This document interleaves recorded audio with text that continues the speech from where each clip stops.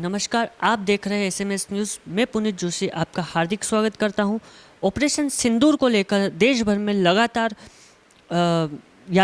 तिरंगा यात्राएं निकाली जा रही है, जिसमें झाबुआ में भी आज तिरंगा यात्रा का आयोजन किया गया।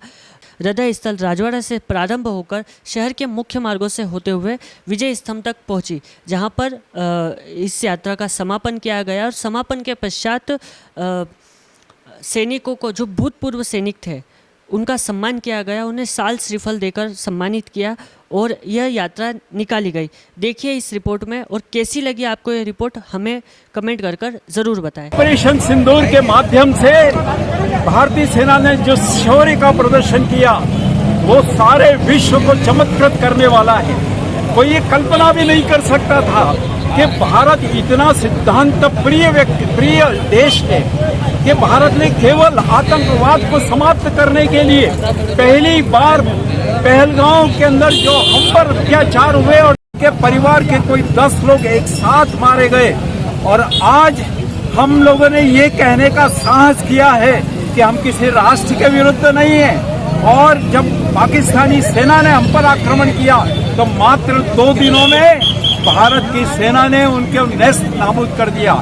एक साथ उन्होंने करीब 600 ड्रोन समाप्त कर दिए, 100 आतंकवादी समाप्त कर दिए, 12 एयरबेस समाप्त कर दिए, 50 सैनिकों को समाप्त कर दिया। ऐसा अद्भुत पराक्रम देखने में नहीं आया। और सबसे महत्वपूर्ण बात यह है कि भारत में कोई हताहत नहीं हुआ। भारतीय जितने भी एयरबेस थे वो सुरक्षित हैं, भारत के जितने वेपन्स हैं वो सुरक्षित हैं, भारत के जितने भी हमारी मिसाइलें थी वो कारगर रही। और ये ब्रह्मोस का प्रभाव है कि पाकिस्तान निर्जीव होकर के भीख मांगने लगा कि अब हमें युद्ध नहीं चाहिए। और आज जो सीज फायर हुआ है, हमारा ऑपरेशन सिंदूर तब भी जारी है और अब उसकी मियाद 18 मई को समाप्त होने वाली है।